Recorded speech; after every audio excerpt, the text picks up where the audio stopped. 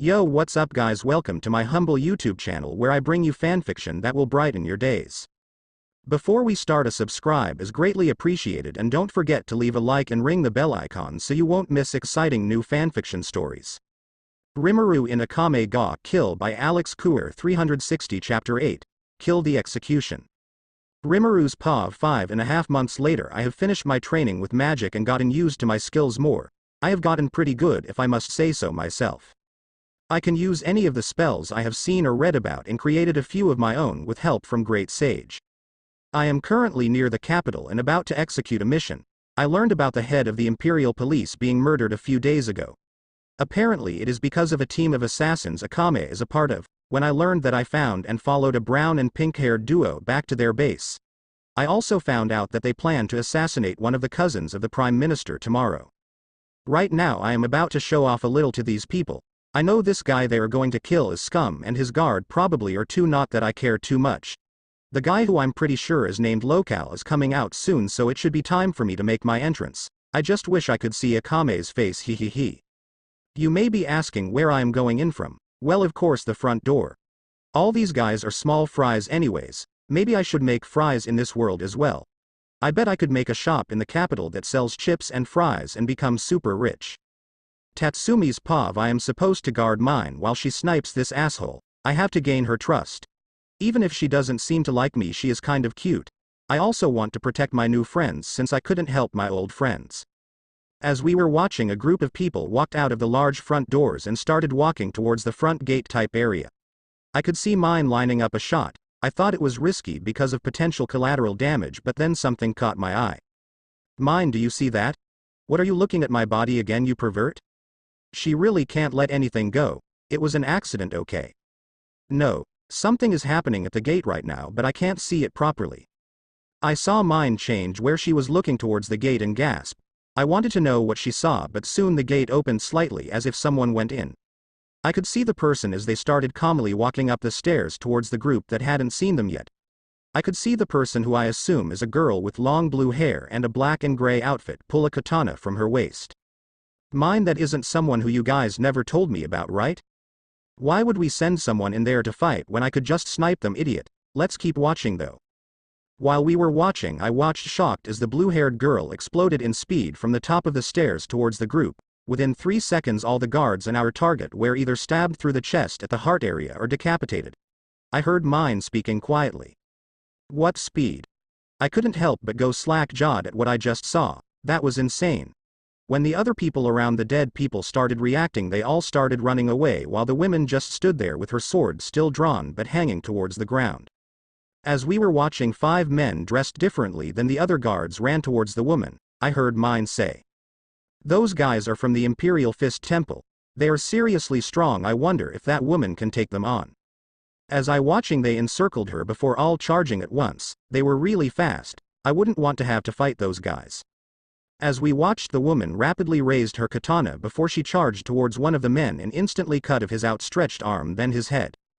Then the other 4 were upon her and she started flipping to dodge while still swinging her sword and cutting off limbs.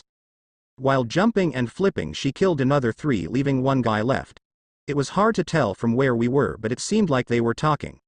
Then the woman threw some small object that went into his knee and made him kneel, then run over and cut off his head while he was distracted. Mine and I were just looking at the scene we just saw, bewildered. We saw the woman take the small object out of his knee and clean it on his clothes along with her blade. Once she was done, she turned towards us and made some hand motion. Mine started freaking out. Did she just wave at us? I don't know, I can't see that clearly from here. We have to tell the others immediately. Later that night, we were all in the main room at night raid to report to boss.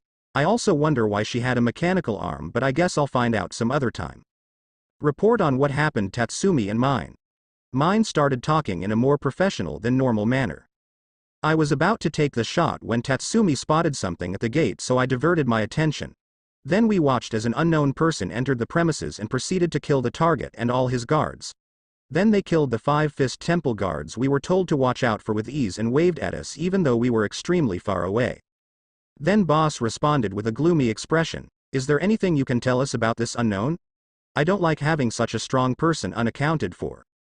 Then mine told her, From what we could see, it was a woman who appeared to be in her late teens or early 20s with light blue hair and wore a black and gray outfit with gold accents. Her weapons was a unique-looking katana.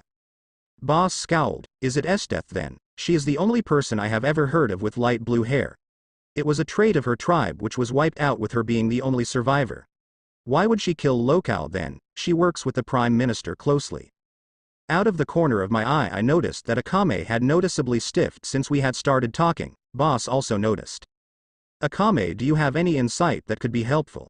Akame just took a deep breath and had an uncharacteristic cheery face on. It isn't Esdeath. I know who it is. I couldn't take the suspense and blurted out. Well, don't keep us waiting. Who is it? Akame just said with a smile. Someone who is stronger than any of us. They go by Rimuru Tempest, but I don't know if that is their real name or not. I first met him over 2 years ago when I still worked with the Empire. To skip over most of the stuff, he started training under our team leader Gazuki and was my best friend before I defected. When I left, he was on his graduation mission from training. When he came back, everyone in our team was dead of left other than one person. From all I know, after that he disappeared off the map. Boss seemed really interested in whoever this Rimuru is. Akame, do you think we could get him to join Night Raid, or is he extremely loyal to the Empire? Akame thought for a moment, then responded. Rimuru only joined the Empire to get information of Tigu. It was like he was trying to find a specific one. In the time since we separated, I'm sure he has gotten any information he is looking for. I don't think he would do anything for the Empire, but he isn't the type to join a revolution. He might help us, but I don't think he would join Night Raid. Boss just gave a nod. Knowing that he won't work with the Empire is good enough for now, but if he shows up on another one of any of your missions, try to bring him here so we can try to convince him to join. With that we were dismissed and I went back to training. Rimuru's POV sometime later. I have been laying low since the show I put on for Akame's team. I've been camping out in a cave near their hideout so I can keep an eye on their movements easily. There is a thread perimeter around the entire area which is a pain in the ass, but all live. I have also been eavesdropping on their meetings to figure out what is happening. I now know that this entire group is pretty much to pave the way for the Revolutionary Army by killing corrupt and influential enemies of the revolution. From what I've observed from the group, it seems they are really quirky and over the top. There is nothing wrong with that, but for me it is a little much. From the information I have learned, there is a guy named Zank the Executioner who has been decapitating random people in the city. He also apparently has an imperial arms which has me very interested. I want to fight him to get a taste of what a fight against a Tigu user is like. Tonight they are going to patrol the streets and I am going to shadow them. I want to see what these assassins can do too, so I will probably watch for a little.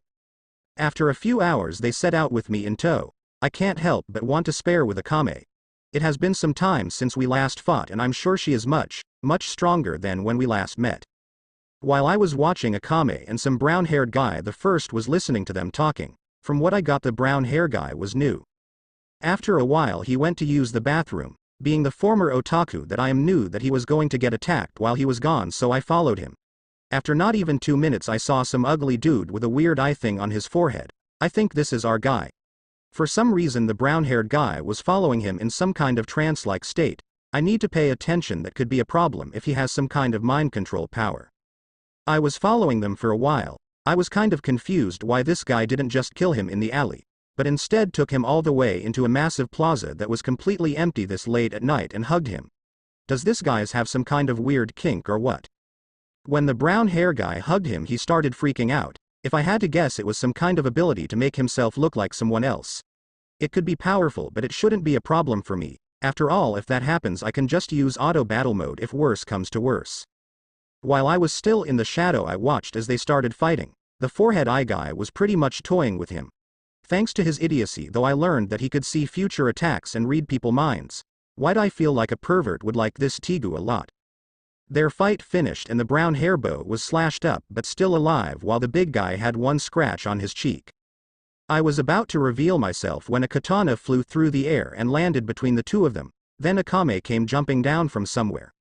I'm not really sure where since we are in the middle of an empty plaza, but it was a pretty badass landing, so I'll just ignore that she had to jump from like over 100 feet away, as well as the height which she got would definitely break your legs landing on pavement. I watched as the dude and Akame started fighting. Since Akame only has to hit him once, I am pretty sure she will win.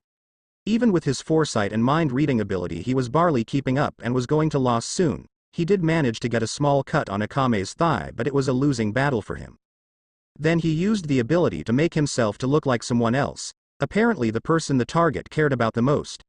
I'm sure Akame saw Kurome, so I think she could break out, but I want to interfere before she fights her sister, even if it is just someone masquerading as Kurome. I saw as Akame's eyes glazed over a little and made my way in the middle of the fight. Since I know Akame can't hear me, I decided to talk to the Zank dude and the brown-haired guy. I'm sure Akame could handle this, but I have to do some of the work if I want your imperial arms, huh? The brown-haired kid just looked at me with a pained facial expression, and the Zank guy started talking about the voices. Yeah, this guy is going to die. That is the only way for him to find peace anyway. I quickly rushed at him with my sword. Since my sword isn't a one-hit kill, I have to wear him down a little. He was able to keep up pretty well but still received a large amount of scratches. He started speaking. Your speed is even stronger than Akame's and you keep your mind blank as well. Truly a wonderful opponent. I can't wait to cut off your head. Akame had broken out of her hypnotized state by now and was watching me while tending to her friend. This fight is getting boring. I want to end this. I could use Black Flare Circle and end it instantly, but that would alert everyone in the capital probably. I decided to go with the weak version of Black Lightning. As soon as I am about to activate the ability, I see Zank's eyes go wide as he dodges to the side thanks to his foresight from his Taigu, but while he jumps to the side I am able to slice both his legs off. Without any legs he landed on his front and I stepped on his back, pushing him into the ground. Then I cut off his head and took his Taigu. Then I turned to the spectators watching me with a smile and threw the Taigu to Akame. You can see if brown-haired can use it, and if not I want it back. Akame just nodded, then made sure her friend was okay and said, So are you coming back with us or doing your own thing? I just responded with a smile. I'll come over tonight. I already know where your base is, so don't worry. By the way, when you get back, look in the third cupboard from the right, second shelf in the kitchen. I left you a little treat. I saw the brown-haired guy look at me confused and Akame gasped. When she turned around to look at me and probably come hit me, I was already gone. Hopefully the chips in the cupboard make up for it though.